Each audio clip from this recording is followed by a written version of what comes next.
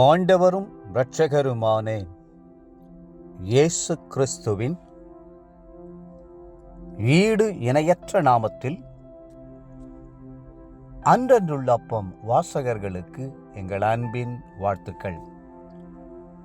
2026 ஆண்டு பிப்ரவரி மாதம் 13ஆம் தேதி வெள்ளிக்கிழமைக்குரிய தின தியானம். இன்றைய தலைப்பு நிச்சயத்தோடு ஓடுங்கள்.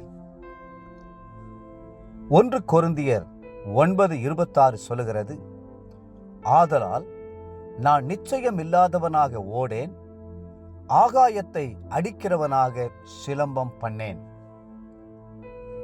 எல்லோரும் ஓடுகிறார்கள், ஆகவே நானும் ஓடுகிறேன் என்று சிலர் ஓடுகிறார்கள்.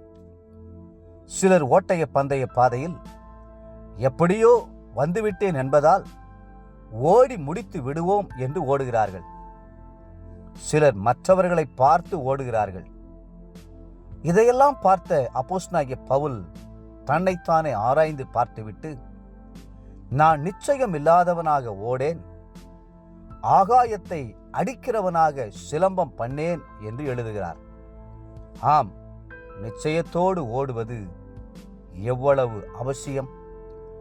இந்த ஓட்டத்தில் உறுதியான நிச்சயம் இல்லாவிட்டால், சோதனை காற்று வீசும்போது, பாடுகள் புயலை போல வரும்போது நின்று தாங்கிக் கொண்டிருக்க முடியாது. காற்றும் மழையும் அக்கினியும் உங்கள் உறுதிப்பாட்டை பரிசோதிக்கும். அப்பொழுது உங்கள் நிலைமை என்னவாகும்? இன்று மரித்தாலும் கர்த்தருடைய ராஜ்யத்தில் காணப்படுவேன் என்ற நிச்சயம் எத்தனை பேருக்குண்டு? இன்று கர்த்தராகிய இயேசு கிறிஸ்துவின் மகிமையான வருகை இருக்குமானால், அவரது வருகையில் காணப்படுவேன் என்ற உறுதி எத்தனை பேருக்கு உண்டு?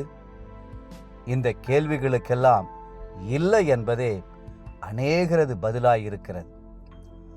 திருடனைப் போல கர்த்தர் வரும்போது இவர்கள் என்ன செய்வார்கள்? எதிர்பாராத மரணத்தை சந்திக்கும் போது நித்தியத்தில் இவர்களது நிலை என்ன? ரட்சிப்பின் நிச்சயம் உங்களுக்கு உண்டா? உங்கள் பாவங்கள் மன்னிக்கப்பட்ட நிச்சயம் உங்களுக்கு உண்டா? ரட்சிப்பின் சந்தோஷத்தில் நீங்கள் நிலைத்திருக்கிறீர்களா? ஒருவேளை நீங்கள் ரட்சிக்கப்படாமல் இருந்தால், உண்மையான மனஸ்தாபத்தோடு பாவங்களை அறிக்கையிட்டு கிறிஸ்துவின் இரத்தத்தினால் பாவ மன்னிப்பின் நிச்சயத்தை பெற்றுக்கொள்ள முன்வாருங்கள். பரிசுத்த ஆவியின் நிச்சயத்தை பெற்றுக்கொள்வது அத்தியாவசியமானதாய் இருக்கிறது.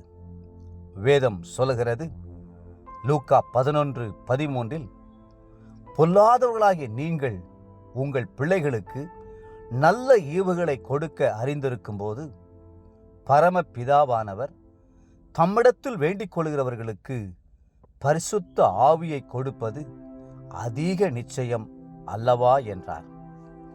உங்கள் அழைப்பையும் தெரிந்து கொள்ளுதலையும் உறுதிப்படுத்திக் கொள்ளுங்கள்.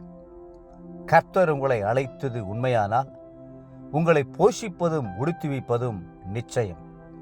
காட்டு புஷ்பங்களை உடுத்துவிக்கிறவர் உங்களை உடுத்துவிப்பது அதிக நிச்சயம் அல்லவா? மத்தேயு 6:30.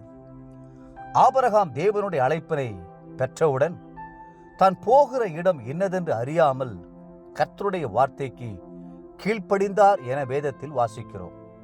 எபிரேயர் 11:8.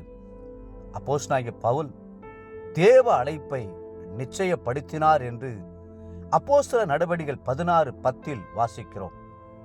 தேவ பிள்ளைகளே, தேவனுடைய அழைப்பை பெற்று நிச்சயத்தோடு ஊழியம் செய்யுங்கள். அது உங்களுக்கு ஜெயத்தை பெற்று தருவது உறுதி. இன்றைய நினைவிற்கு ரோமர் 5:17, கிருபையின் பரிபூரணத்தையும் நீதியாகிய ஈவின் பரிபூரணத்தையும் பெறுகிறவர்கள் இயேசு கிறிஸ்து எனும் ஒருவராலே ஜீவனை அடைந்து ஆளுவார்கள் என்பது அதிக நிச்சயமாமே. இன்றைய வேத வாசிப்பு காலை லேவியராகமம் 14ஆம் அதிகாரம், மாலை மத்தேயு 26ஆம் அதிகாரம் 51 75 முடிய. அன்புக்குரிய அன்றன்றுள்ளப்பம் வாசகர்களே, மீண்டும் உங்களை வாழ்த்துகிறோம். உங்கள் ஓட்டத்தில் நிச்சயத்தோடு ஓடுங்கள்.